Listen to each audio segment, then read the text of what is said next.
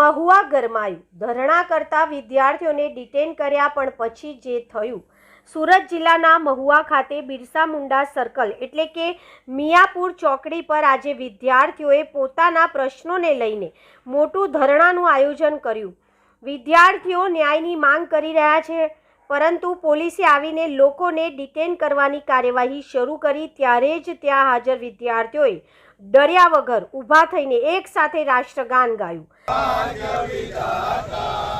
પંજાબ સિંધ ગુજરાત મરાઠા દ્રાવિડ ઉચ્ચલ ગંગા હિમાચલ યમુના ગંગા ઉચ્ચલ જલધિ તરંગા તવ શુભ નામે જાગે તવ શુભ આશીષ માંગે ગાલે તવ જય ગાથા જન ગણ मंगलदायक जय हे भारत भाग्य विधाता जय हे जय हे जय हे जय जय जय हे भारत माता की जय भारत माता की जय भारत माता की जय वंदे।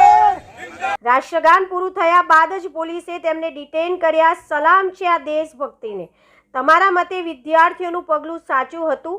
કોમેન્ટ કરો। આવા સચોટ સમાચાર માટે હલચલ ભારત ન્યૂઝ 24 ને સબસ્ક્રાઇબ કરો અને બેલ આઇકોન દબાવો। નમસ્કાર, ધન્યવાદ।